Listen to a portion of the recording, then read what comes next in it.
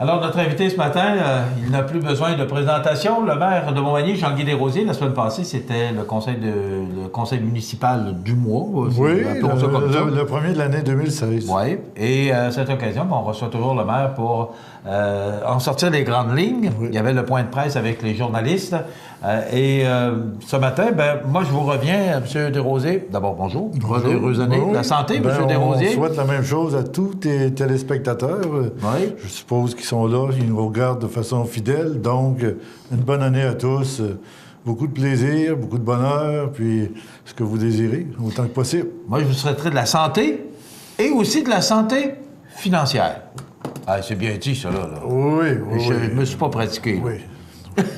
On vit ça toutes les années, de toute façon. C'est ça. Mais parlons-en de toute façon. En 2015, quand la dernière fois que vous êtes venu ici, vous n'aviez pas de chiffre officiel pour la fin de l'année 2015, mais là, pas de neige, ça fait le malheur de l'un peut faire le bonheur de l'autre, parce que le commerce de détail, ça aurait aidé d'avoir peut-être un peu plus de précipitation. Oui. Mais du côté de la ville, les équipes de déneigement, on ne les a pas vues souvent en décembre?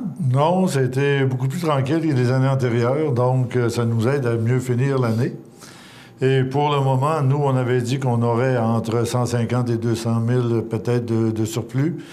Donc, pour le moment, j'aimerais ça leur dire aux téléspectateurs qu'on est assuré, mais vous savez, au début de l'année, on prépare l'année 2016. Il y a des factures qui sont dans les circuits qui sont pas complètement terminées, donc... souvent, on attend un petit peu que les vérificateurs passent pour s'assurer... que tout est conforme. Parce que on pourrait donner peut-être environ mais on ne pourrait pas donner des chiffres exacts tant que les vérificateurs n'ont pas passé. Et souvent, les vérificateurs déposent ça à la municipalité en début d'avril. Et à ce moment-là, on est plus en mesure d'arriver avec des chiffres certifiés et la réalité. Bon, déneigement, on sait ce que ça coûte, M. Desrosiers. On a moins déneigé, en tout cas en décembre. Là. Oui. Mais est-ce que c'est à coût fixe ou s'il y a toujours des inconnus? Comment ça fonctionne, le déneigement? Disons qu'on a un budget d'établi, aux environs d'1 million de dollars. Et des fois, à partir de ce budget-là, on se met toujours une réserve, nous, parce que une année sur 10, soit qu'il n'y a pas beaucoup de neige, ou soit qu'on est enterré dans la neige, donc on se met toujours une réserve pour pallier à ces années-là. Et la réserve demeure, si on ne l'utilise pas, elle demeure récurrente d'une année sur l'autre. On la rétablit l'année qui suit. Donc, de cette façon-là, on s'assure de pouvoir répondre aux besoins des citoyens. Parce que quand on gère une municipalité, on ne peut pas faire de déficit, mais on ne veut pas retourner faire une taxe spéciale parce qu'on est hors budget. Donc, on essaie Mais ma question est plus, les contracteurs qui sont là, les sous-traitants qui sont là pour la ville, est-ce que c'est à coût fixe? Non. C'est selon le travail qu'ils effectuent à chaque fois? Ça dépend. On a des choses à contrat, comme ici, la 132, c'est Martin Mercier qui réalise les travaux d'entretien. Ça, c'est à coût fixe. OK. Pour ce qui est des employés municipaux et les gens qui transportent la neige, tous ces éléments-là, c'est pas à coût fixe, c'est selon les besoins, parce que si on n'a pas besoin, on peut pas assurer qu'on va avoir 100 voyages à chacun des contracteurs par année, parce qu'à ce moment-là, ça deviendrait un peu dispendieux pour les citoyens. Puis là, à ce moment-là, si on irait à forfait comme ça, il faudrait avoir une moyenne. On ne pourrait pas verser le plein prix à chaque fois qu'on fait un transport. On pourrait arriver, on donne 70 % du coût, puis on a des risques partagés. Mais on ne peut pas prendre 100 % des risques, puis 100 % des frais aussi. OK. Il faut travailler comme n'importe quelle entreprise. Maintenant, parlons du point de presse de la semaine passée avec les journalistes. D'abord, l'émission des permis en 2015. C'est sensiblement la même chose que l'année précédente. Il n'y a pas de grande surprise, mais... Non, pas beaucoup, mais le rapport officiel devrait être déposé au premier conseil de février, qui est le conseil du 2 février, je crois. Donc, à ce moment-là, on va connaître exactement. Mais pour ce qui est du nombre de permis, je pense que ça varie, comme on a dit la semaine passée, peut-être de 1 permis par rapport... Mais est-ce que c'est bon? Est-ce que l'année précédente avait été bonne? Oui. Donc, ça veut dire que ça a été bon pour de la dernière année? Ce qu'on remarque, c'est que des fois, il y a un petit peu moins de construction puis un petit peu plus de rénovation. Donc, un dans l'autre, c'est correct. Des projets majeurs, ben, on n'en a pas tous les ans. Des palais de justice, ouais. On aimerait en avoir un tous les ans, mais c'est pas le cas. Des fois, des constructions majeures, comme la rénovation de l'urgence à l'hôpital, ou à l'école secondaire. Il y a eu des projets majeurs, comme la bâtisse des habitations des Chênes, qui a eu 65 appartements d'additionnés, mais là, il n'y a pas de projet majeur. Mais si vous avez remarqué, en ville, il y a des nouveaux blocs appartements qui se construisent avec des nouveaux appartements. Le taux de location des appartements est plus élevé que les années antérieures, donc c'est pas nécessairement mauvais, parce que quand des gens arrivent à Montmagny, s'ils trouvent pas d'endroit à se loger, bien, souvent, ils vont aller chercher un logement ailleurs, et c'est peut-être des citoyens qui ne reviendront pas habiter la ville de Montmagny. Ils peuvent habiter d'autres villages ça peut être à Berthier, ça peut être à Saint-Pierre, ça peut être à Saint-François. Moi, j'ai rien contre les autres, mais quand ils viennent ici, j'aimerais ça les retenir chez nous. C'est normal que vous ayez une préférence pour votre municipalité. Sans ça, là, changez-moi, ça presse. La question semble bizarre, je me suis déjà fait poser ça comme question. Le palais de justice, étant donné que c'est un édifice provincial, que ça appartient au gouvernement, il paie des taxes comme tout le monde. Comment ça fonctionne? Le palais de justice, c'est différent de l'hôpital et des établissements scolaires. Lui, c'est pas des enlieux de taxes. Il paie ses taxes comme tout le monde par rapport à l'évaluation foncière. OK. Ça doit être payant, c'est quand même. Oui, mais son évaluation de 2016 est un petit peu moindre que celle qu'on avait eue au début. Ça a baissé un petit peu, peut-être de 11 à 8 millions.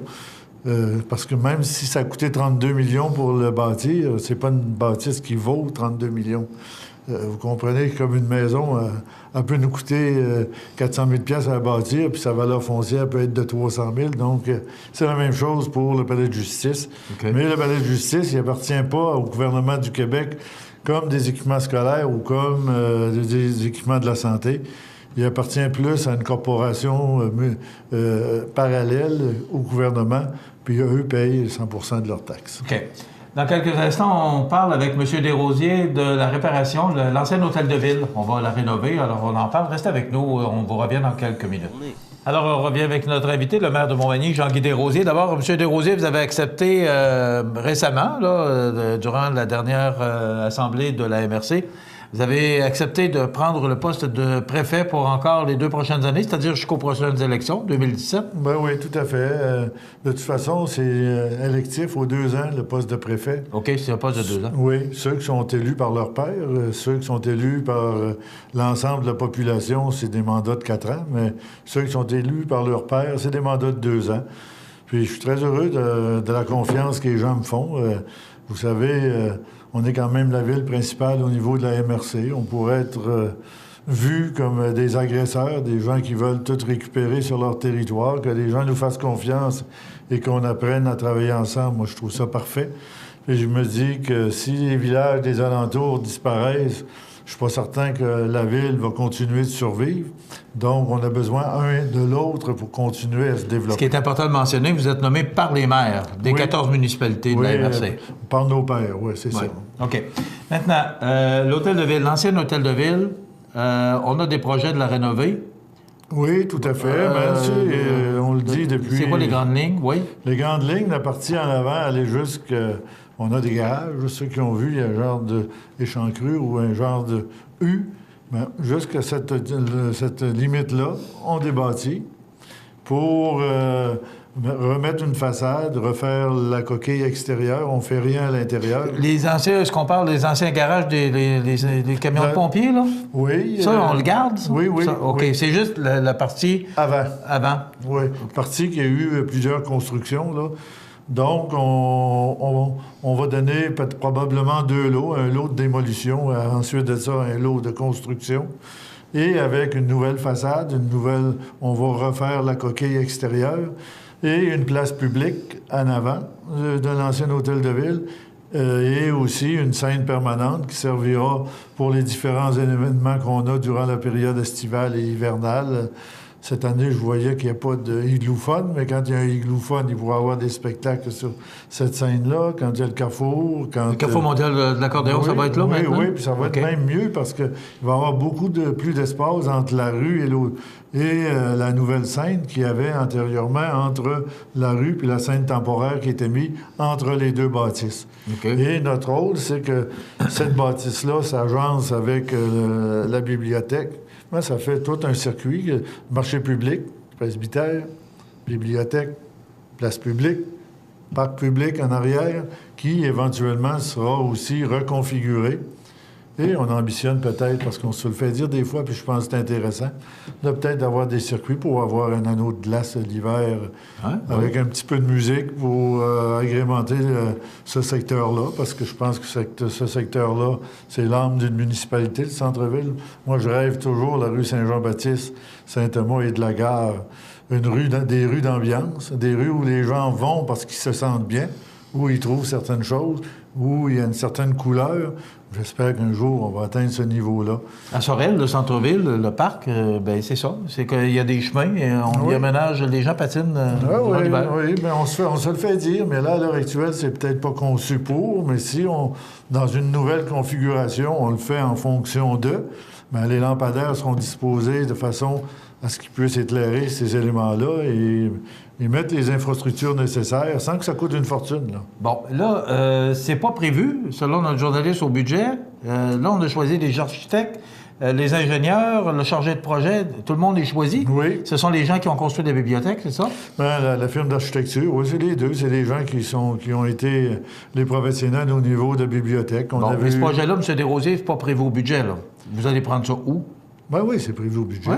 OK. Ben oui. Le reportage que j'ai entendu, moi, c'est... Ben, il y a une partie d'emprunt, mais il y a une partie, nous, où ça fait, depuis qu'on a quitté en 2010, qu'on fait des réserves pour rénover l'ancien hôtel de ville. Disons qu'on a peut-être 350, 400 000 dans cette réserve-là. On a un Impact rural qui nous permet d'avoir certains argents. Puis la différence, on va l'emprunter. Mais sur les coûts totaux, peut-être qu'on va emprunter 50 et le reste va venir de sources qu'on possède déjà. OK. C'est un projet de? Bien, pour le moment, on parle entre 6 et 700 000 Ah oui, c'est un gros projet. Bien, on construit même pas une maison pour 200 000. Oui, mais là, on l'a défait. On l'a défait, mais on en construit une nouvelle partie en avant, où on va prévoir des escaliers, Y a-t-il une esquisse? Y a-t-il quoi qu'on peut voir là-dessus? Y a-t-il des plans qui sont faits? Aussitôt qu'ils vont être disponibles, parce que les 3D, on les a pas encore, parce qu'on vient de choisir des professionnels, on vient de déterminer nos besoins, et à ce moment-là, on va déterminer... Quand ils vont avoir fait un 3D, on va vous le présenter avec plaisir. Okay. Ça fait partie de notre planification de le présenter aux organismes qui vont avoir besoin de ces infrastructures-là et aussi aux médias pour que le grand public soit informé. OK. Et rapidement, il reste 60 secondes. Érosion des berges, on connaît le problème. Et là, on parle de bioptère aussi. Parlez-nous un peu rapidement. Le problème s'accentue. Puis on avait fait une expérience pilote avec bioptère en arrière des bassins de rétention, des bassins des eaux usées. Et ça a donné des résultats positifs. On plante certains types de plantes pour servir d'amortisseur pour empêcher les vagues de faire de l'érosion. Et là, on prend des milieux beaucoup plus actifs, soit la Pointe-aux-Oies et à côté du Jardin des Souches ou du Quai Boulanger pour certaines personnes, où on fait encore des expériences avec bioptère. C'est vrai que c'est expérimental, puis on n'a pas de garantie sur les résultats. Ouais. Mais si on fait rien, la seule garantie qu'on a, c'est qu'on perd une partie de terrain chaque année. Ce qu'on veut faire, c'est des protéger. On va suivre ça quand même. Merci beaucoup d'avoir été avec nous. Jean-Guy Desrosiers, maire de Montmagny, c'est tout.